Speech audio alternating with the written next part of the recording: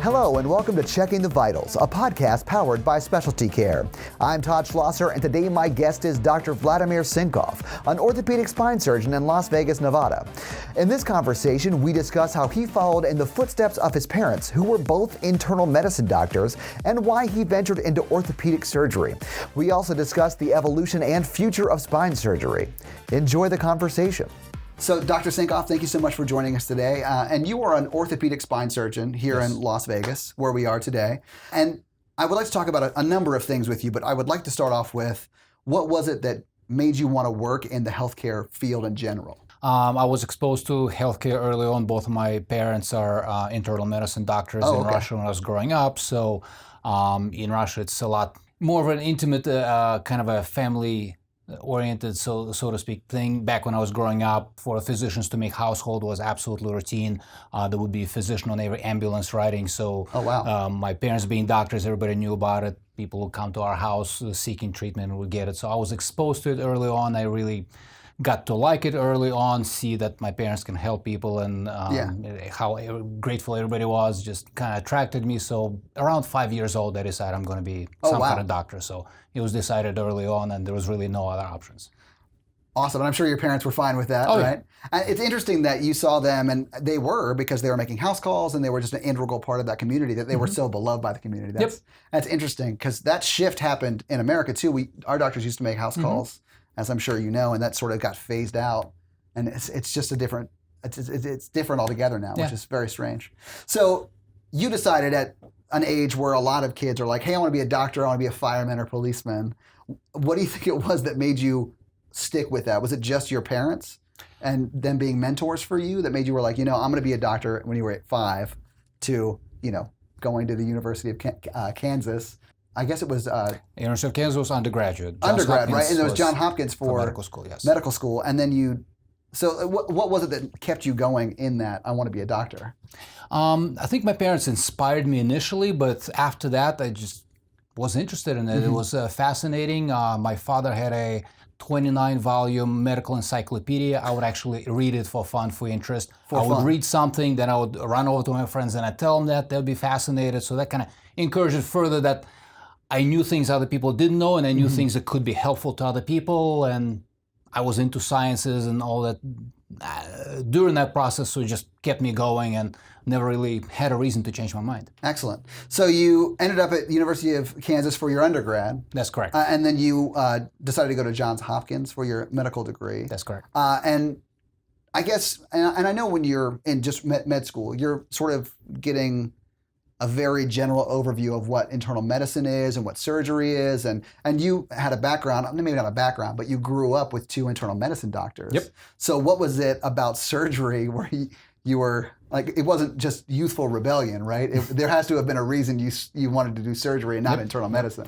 So initially, I was interested in internal medicine. Actually, while in college, University of Kansas, I was volunteering in the emergency room for about 2 years. So I was sure I'm going to go into emergency room, emergency medicine, because it was exposure to internal medicine as well as all other areas of medicine. You basically, as an emergency physician, had to know everything and had to be able to act on everything and know what to do with all kinds of different patients, and that fascinated me a lot. It was very fast-paced, kind of a immediate gratification. You fix them or you send them off for somebody else to fix them. So that interested me a lot. At the same time, I was always good with my hands. I was into carpentry, building things like that. So that was another hobby of mine. Never thought that I would be applying it to my career as well. Sure. So when I got into Johns Hopkins for medical school, I was sure I'm going to go into emergency medicine. During the first year, we would have what's called anatomy lab, where typically medical students are assigned to a cadaver. So in my class, there was 1 cadaver and 4 medical students attached to it,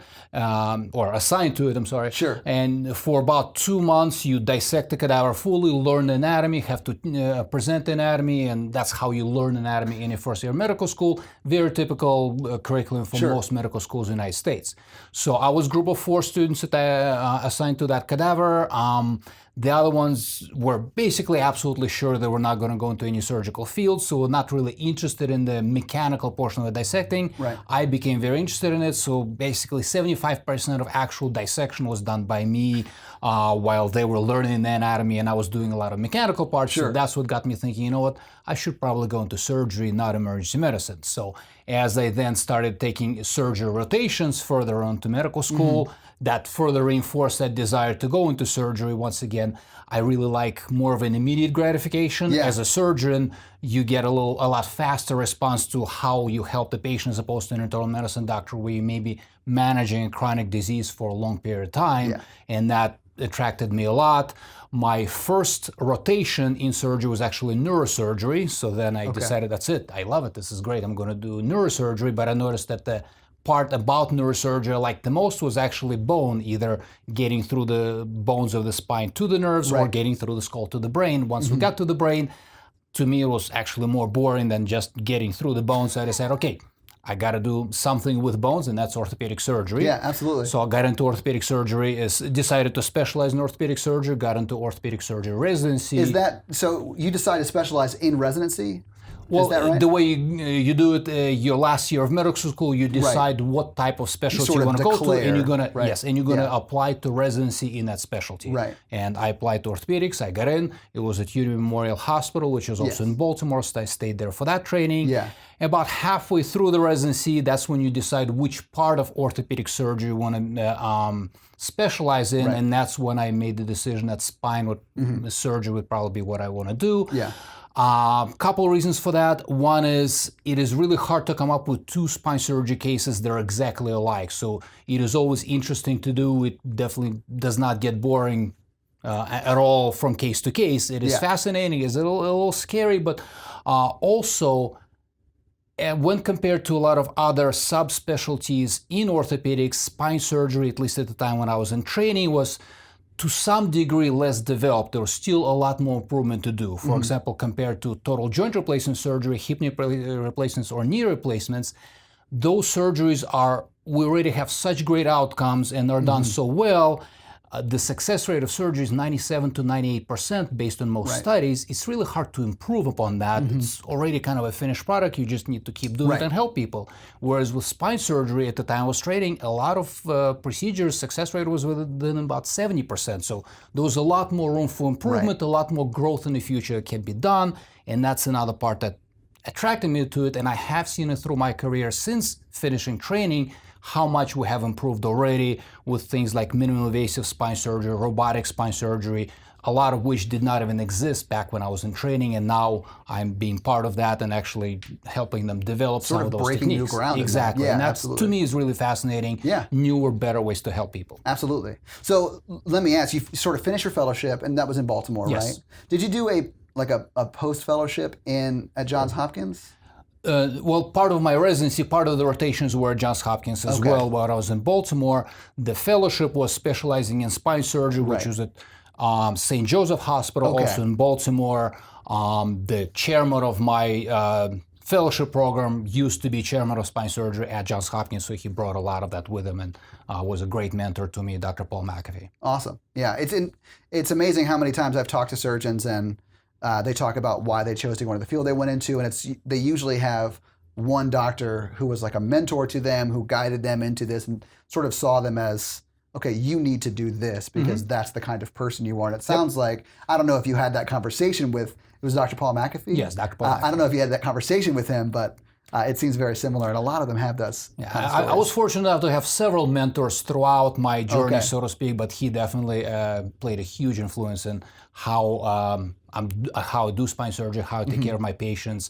Also, his desire for innovation. He has multiple patents. He has developed multiple procedures in spine surgery, wrote multiple textbooks. So I kind of try and build on that myself. And absolutely. Develop that as well. So you finish your residency and fellowship and all of that, and you go to New Hampshire and start practicing, as it were. Do you mind if I ask around what time period that was? Like what year? 2010. So 2010. So we're talking 10 years ago. And I do sort of want to talk about how your practice has grown and how you have grown as a surgeon in correlation to how the space has grown as far as orthopedic spine surgery. But when you came out, I'd imagine it was a lot of traditional spine surgery. Oh, yeah. Can you sort of explain what traditional spine surgery is for the layman? Sure. So spine surgery in general basically means you operate on your spine. Problem with spine surgery, one of the biggest problems is spine is basically in the middle of the body. Even though it seems like it's right under the skin in the back, there's actually a lot of structures between the skin in the back and where the nerves are they actually need to operate on. So there's no easy way to get to spine from surgical standpoint. Knee surgery, elbow surgery, they're basically right under the skin. So you do fairly little collateral damage just to get to them. With spine, there is no easy, quick way to get to it. Whichever way you get to it, through the front, through the side, through the back, you're going to have to cut some muscle. You're going to have to potentially remove some bone.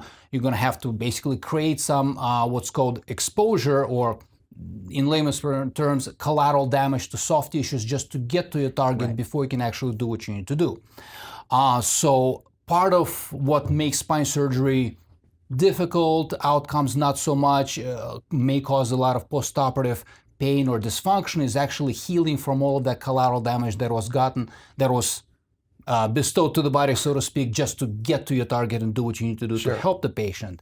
But that was basically the way it was done, and that's the way I was taught. So coming out of fellowship, getting ready to do my own practice, so to speak, that's the type of surgery I would do. But at the same time, around 2010, a lot more studies started coming out about new minimally invasive techniques, where basically instead of doing a traditional open spine surgery, we have to cut a lot of soft tissue just to get there. There were new techniques being developed on how to do the same surgery to the nerves and bones in the spine, but do it with a lot less collateral damage, do smaller incisions, cut less muscle, cause less bleeding.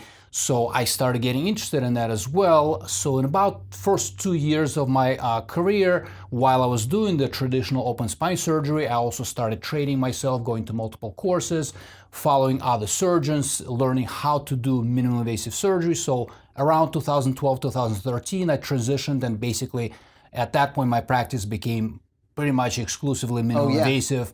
To me, at that point, it became more of an exception to do traditional open spine surgery. A lot more was done minimally invasive. That's pretty early on in the.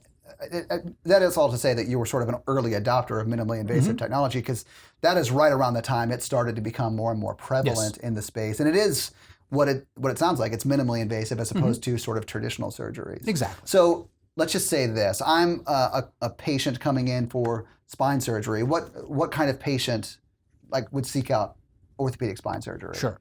So basically, most of the spine surgeries we do to spine are for degenerative conditions, which is basically wear and tear. Sure. Same reason why most people would get a hip and knee replacement. The joint is moving throughout life. It will wear and tear. If you have some trauma to it, it may wear and tear faster. You may have some genetic predisposition, which will also make it wear and tear faster. Sure. So most of the spine surgeries are the same. Your spine is basically a column of small bones stacked one on top of each other with nerves and spinal cord somewhere in between. So there are tons of multiple moving connections, and any moving connection will wear and tear with time. If you have trauma to the spine, it will happen earlier. If you have some family history or genetic predisposition, it may happen earlier. But basically, inevitably, at some point, all of us will develop degeneration in the spine. So most of the time, the reason for us to do the surgery would be for some type of a degenerative or arthritic condition in the spine. And the two main categories are degeneration of the joints that's causing pain, or some type of a degeneration that is causing pressure on the nerves that may cause nerve pain, which would be that sciatica or shooting pain down the leg, or nerve dysfunction such as numbness or weakness in a nerve, and that may interfere with function. If somebody has weakness in their legs, makes it difficult to walk. If they have weakness in their arms because of nerve compression in the cervical spine, makes it difficult to use your arms, and most of us need to use them our entire life. Right. So usually patients come to me for two reasons, and sometimes they're both combined. Either pain from a degenerative spine condition or some type of a nerve dysfunction because the nerve is compressed because of a degenerative spine condition. So say I came to you because I had some sort of, degeneration over the course of my life, and the way you trained, and, when you came out of your fellowship, it would have been traditional. And then early 2012, 2013, you transitioned to sort of a minimally invasive technique. How do the outcomes differ from traditional to a minimally invasive approach? It's amazing, basically transformed my practice. Okay. For example, with traditional lumbar fusion surgery, one of the most common surgeries we do for degenerative spine conditions, traditional open lumbar fusion surgery, blood loss would be somewhere between 500 and 1,000 cc's, or almost 1 liter of blood loss. So that's a fairly significant hit to the body, hard to recover from. Pain would be fairly significant because you cut a lot of muscle. Muscle is very innervated. It'll feel a lot of pain when you cut it. Because of these reasons, typically patients would have to be on a lot of pain medications after the surgery. They may need a blood transfusion if they lost sufficient amount of blood, and they typically stay in a hospital for several days. So my average patient with a traditional lumbar fusion surgery will stay in a hospital between 3 and 5 days. And they will be fairly incapacitated in terms of their function for 6 weeks because of how much collateral damage I had to cause to the muscles just to get to the spine and operate on it. Right. Once I started doing minimally invasive surgery, achieving exactly the same result, fusing the spine together so it's stable, so arthritic instability is not causing problems, still getting pressure on the nerves, still getting all the same positive outcomes of having back surgery, but now doing it with a lot less collateral damage, my blood loss became about 10 times less. It's rarely that I use less than 100 cc's. I have not transfused the patient in many years now. They don't lose enough blood to need a blood transfusion, and they have a lot less pain. Most of my patients are up and walking the day of the surgery, and most of them go home the next day after the surgery and don't really need a wheelchair or anything like that. Some may need a walker if they're elderly, but they recover a lot faster. So on average, I would say from traditional spine surgery, your overall recovery, by the time you're completely done and allowed to do whatever you want, play golf, sports, the length of that recovery is between 6 to 12 months. With minimally invasive surgery, you basically half it. It becomes 3 to 6 months. Most of my patients are allowed to play golf in 3 months after surgery, and even that, they may have done it even sooner, but I'm out of abundance of caution, don't let them do it any sooner than 3 months, just to make sure everything healed up.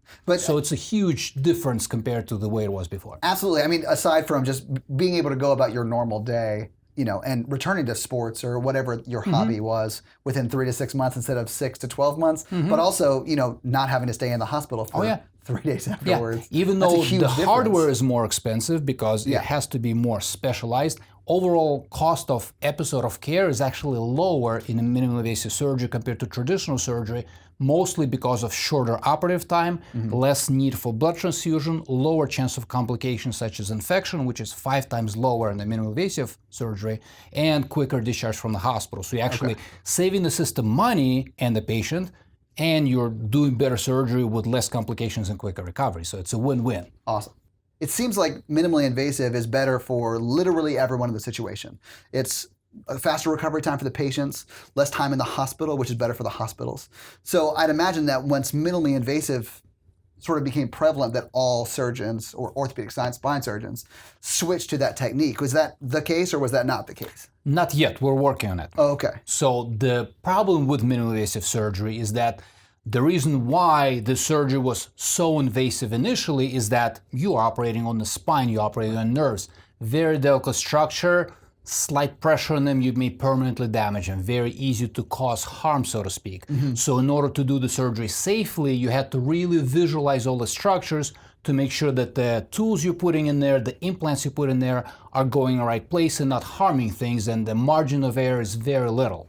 So a lot of the collateral damage, a lot of that exposure was just to visualize the structure so you don't harm them while you're doing the surgery. If we're doing surgery in a minimally invasive fashion, we have just completely lost the benefit of direct visualization. We're not seeing what we're doing. So in some ways, it becomes a lot more difficult to do if you want to maintain the same level of safety, and obviously we want to. First, do no harm. That's what every physician pledges.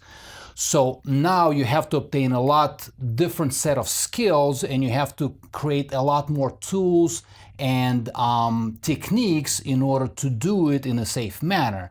So once the surgery became minimally invasive, the amount of instruments you need to do surgery has become significantly greater. Now the surgeon has to take time off practice, go out somewhere and learn, first on a cadaver, then following other surgeons, how to do that. That's what I had to do. I had to take time off practice, not be helping patients, not be with my family, and not making any money, but actually learn this technique. So it's hard for an established surgeon to take that much time off, and you have to adopt completely new skill set. Sure. So we are going through that. A lot more surgeons are being trained. I'm actually one of the preceptors that I actually do train other surgeons on that.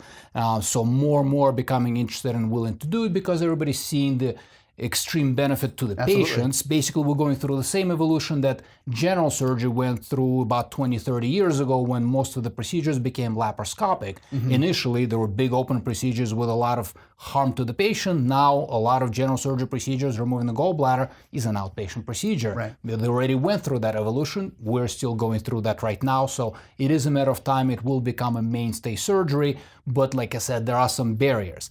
Another problem with that, since you're not visualizing what's going on, you still have to know where your tools are going. So initially when we're starting to do minimally invasive surgery, now the only way to tell where your tools are is to shoot a lot of x-rays. That means the surgeon and the OR staff are becoming exposed to more x-rays, so that's actually becoming more dangerous for us. For patient, it's not as big of a deal because they're only getting one surgery, but if as a spine surgeon I'm doing 200 surgeries a year, that's a lot of exposure to me. Obviously I have to care about my own safety. I want to continue being healthy and doing this.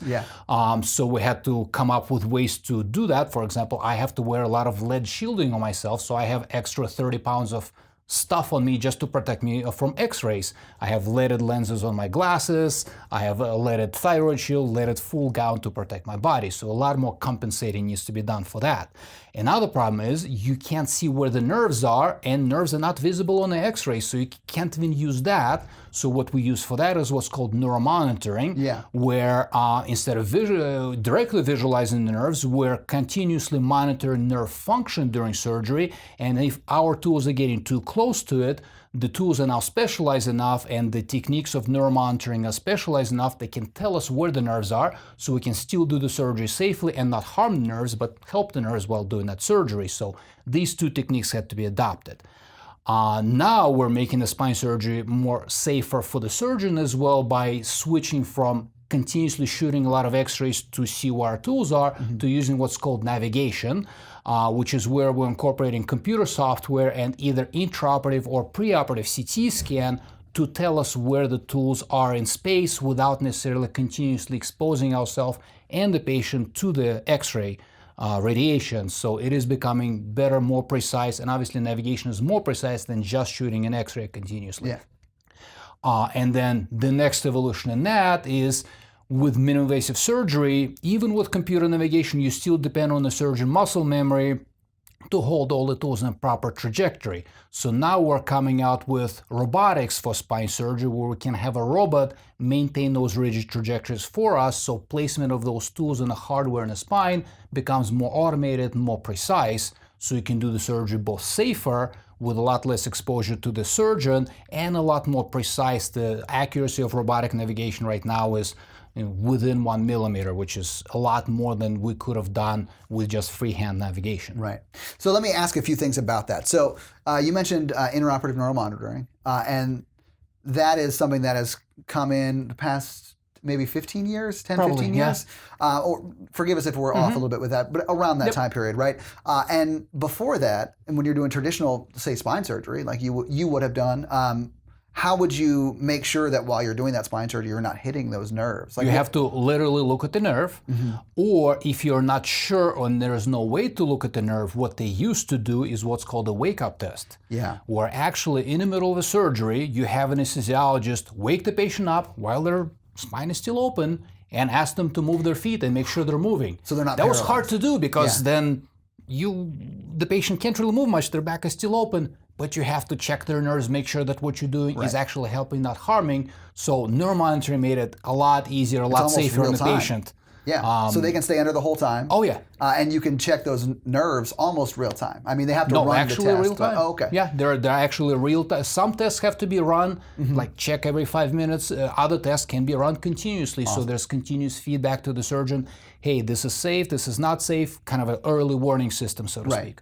So I sort of want to pick back up in the timeline where we left off around 2013. You were in New Hampshire, right? Yes. And you stayed there for 8 years. 8 years, and then you decided, well, I don't know why, but for me, it would have been way too cold there to come out west. So what was it that brought you to Las Vegas? My wife and I both from Russia originally. Oh, okay. We both met in Kansas, moved to Baltimore. Really? In Baltimore, it just seemed like it was really hot, it was really humid, we wanted to go somewhere cooler. There was a very good job opportunity in private practice in New Hampshire, which is what I was interested in, and we thought, hey, it's a good idea. The climate will be just like near Moscow, where both of us grew up. And we'll get to play in the snow, and it'll be great. So we moved there. Initially it was great. We started skiing. Sure. We were smart enough to buy a house on 2 acres with a 150-foot inclined driveway. Oh. And then the snowfall started. Yeah. Initially it was great exercise to keep shoveling that snow. Eventually, over several years, we were like, oh, do we really have to do this for us or our life? You worried about getting some degenerative back stuff Yes. from I was thinking, Sure. I need to take care of my back, and snow shoveling is not the best exercise for the back, unfortunately. Right. So after several years, we decided, okay, let's see if we can move somewhere warmer. Another thing we do a lot is we enjoy hiking. We really like mountains, and that's another thing that really attracted us to New Hampshire is you have hiking, you have mountains, and we have snow sports. But as it was getting closer to 2018, our daughter was graduating from high school. The sons are still young. We thought this is an ideal opportunity to move. We're not taking one child out of high school, switching high schools. She's going off to college, and the 2 little ones are still little. Doesn't really matter as much. Yeah. So we started looking, and Las Vegas area seemed to be like an ideal place. We still have the mountains to hike. If we want to play in the snow, there are ski resorts actually not that far away. But I never have to shovel snow, and that was, to me, very attractive. I can do my exercise in the gym, but I don't have to wake up at 4 o'clock and shovel a driveway before I can get to work. Absolutely. So you ended up out here, and in that time period from when you were starting in New Hampshire to when you're out here and today, you sort of were on the front lines of the robotic revolution that you sort of talked about before. So I'd like to talk about more specifically, maybe get more granular about exactly what adding robotic techniques to minimally invasive techniques has done for the space. Because in my mind, and correct me if I'm wrong, it is as impactful as the transition from traditional spine surgery to minimally invasive. The way I would look at robotics is more of it is making minimally invasive surgery a lot easier to do and a lot more predictable to do, because like I said, you now have lost the visualization and you have lost a direct way to approach the spine. So the robot allows you, the robot is always connected to computer navigation. So that's how the robot knows where the skeleton and all the structures are in space. So when I think navigation or computer navigation, I think Google Maps.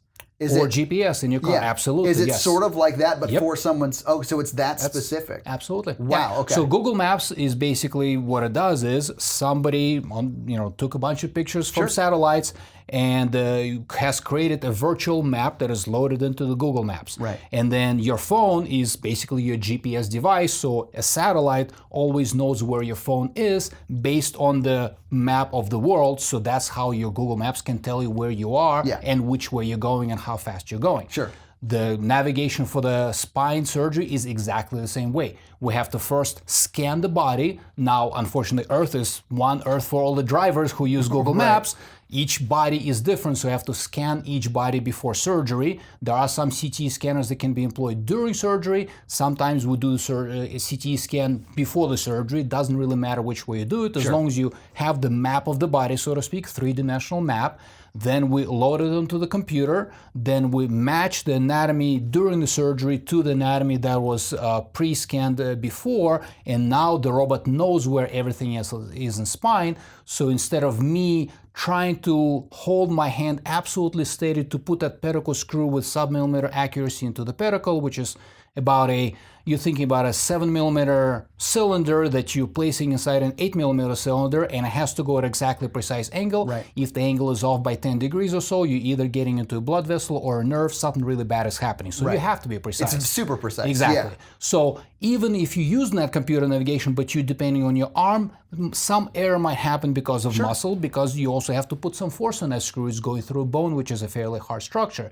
So with a robotic rigid arm that knows where everything is in space and where you can pre-program that screw trajectory before surgery, so you're not spending time during surgery while the patient is under anesthesia planning where the screw needs to go, you're making the whole thing a lot more efficient and safe.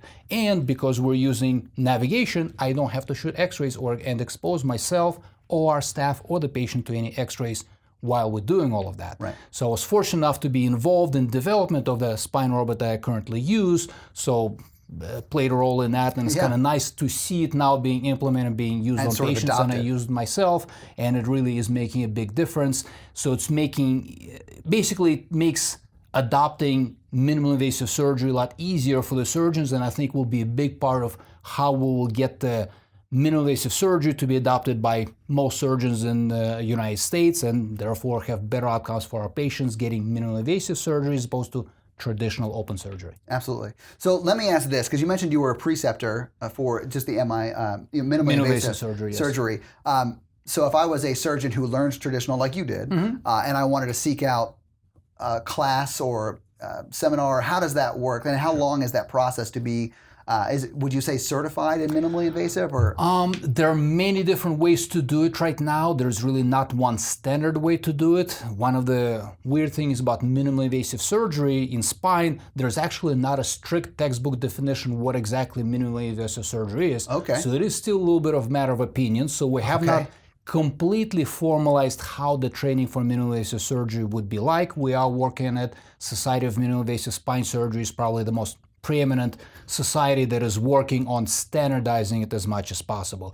The way I teach it now is actually the way I learned it myself. There are cadaver courses you can go to where you practice on cadavers and preceptors teach you, and then there are what's called preceptorships where you fly out and observe a surgeon to do surgery and then one-on-one practice that same surgeon on the cadaver the same day. It's called the skin-to-skin program. The one I am involved in is put together by Globus Medical, which is just one of the spine surgery device companies out there, but a lot of other companies have the same thing. So the way a surgeon would do it right now, they would have to request it through that company, and they basically arrange that to happen. That's how probably most of the minimally invasive spine surgery is being taught right now. There are some spine fellowships that are starting to teach it, not that many yet, but that will probably happen more and more in the future.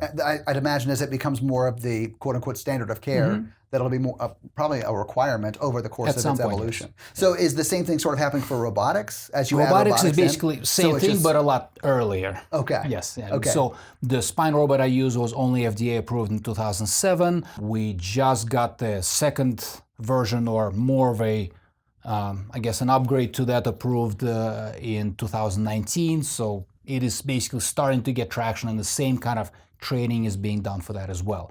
For the robotic surgery, there's typically a certification required, whereas for minimally invasive surgery, not necessarily. Okay. So the training program is a little bit more formalized. Okay. So we've sort of talked about where spine surgery was in traditional, and then sort of where it is now in the robotic and minimally invasive space. Where do you see it going over the rest of your career? Because you've got a decade or two left in your practice, right? So I'd imagine, and I mean, we've seen a lot of innovations over your career as it is now. So where do you see it sort of going in the future? Yeah. Well, I think the robotic part of it definitely has a lot of growth in it. Right now, only parts of the surgery can be done with the robot assistance. Other parts still need to be done with other ways, be it with using x-rays or some other form of navigation. So incorporating further parts of the robotic surgery, of the minimally invasive spine surgery into robotic protocol is where a lot of work is being done. So within the next several years, that'll become basically even better. Sure. And I think the next stage beyond that is endoscopic surgery, which basically means that instead of direct visualization, we're using more cameras. Therefore, we can make incisions even smaller and can do more things to the spine with even less trauma to the surrounding tissues. Right. So, and third thing that is being developed right now, which is kind of an opposite of surgery, is biologics and stem cell technology, where we're also working on trying to figure out ways to prevent spine disease from going to the point it may require surgery. More preventative maintenance. Exactly. I don't think need for spine surgery will ever be completely eliminated, just because it is still a structure that can go wrong, so to speak.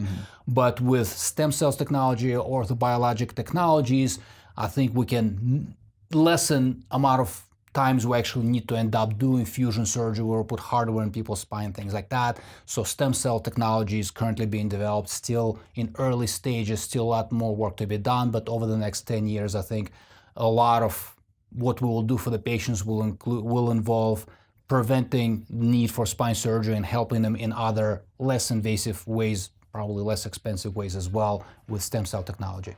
So, Dr. Sinkov, thank you so much for being on our podcast. We really appreciate you taking the time today. My pleasure. Thank you. Absolutely.